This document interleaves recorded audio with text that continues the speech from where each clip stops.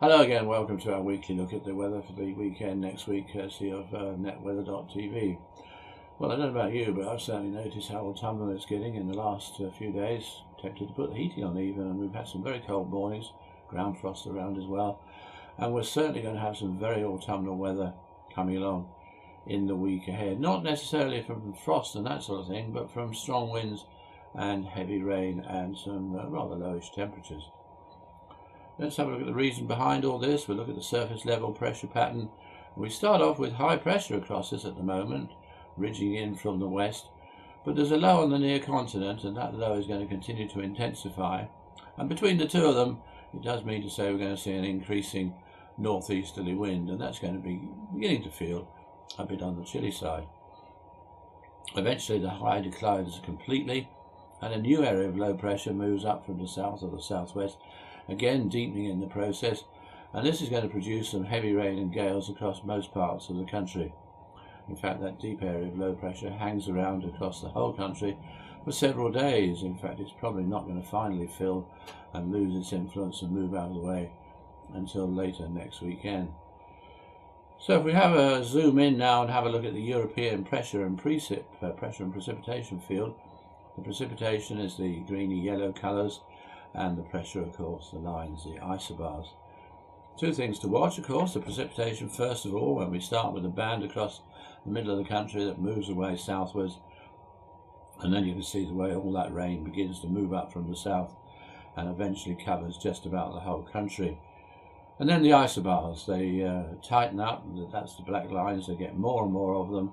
They tighten and tighten, and the winds get stronger and stronger. And you notice that some of the tightest lines move around the country, so it's southern parts that start off with the wind, and then strong winds and gales perhaps for northern and western areas later on. So let's have a look at the day-to-day forecast. We start on Friday with a four-way split. We have showers in the north of Scotland, we have fine weather in southern Scotland, Northern Ireland, the borders, we have rain through Wales and central England, and there's another fine slice in the south. Now that rain over central England will move southwards during the day, while showers become more widespread to the north of it, and in those central and northern parts there will be some sunny intervals as well. When the rain reaches the southeast of the country, actually some of it could be quite heavy in the evening. It will be a rather warm day. On Saturday, a clear cold start, but then it does look as if there'd be a reasonable day, perhaps the only best day, a goodish day of the whole week. So some sunshine just about everywhere. Just a few showers left in the north of Scotland, and temperatures recovering after that cold start. Another cold start on Sunday. It does look as if there'll be strong winds and heavy rain moving up from the south into southern parts of England. The rest of the United Kingdom from the M4 north has a dry start with sunny intervals, but the rain will continue to move northwards during the day, getting into Wales and the Midlands, some of it quite heavy, although there is a bit of a question mark as to just how far north that rain gets.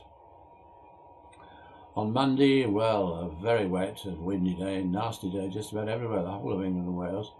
It does look as if rain, if anything, will ease off later on in the day, perhaps in the southwest of England, and it'll take a while before it spreads into the borders of Scotland and Northern Ireland.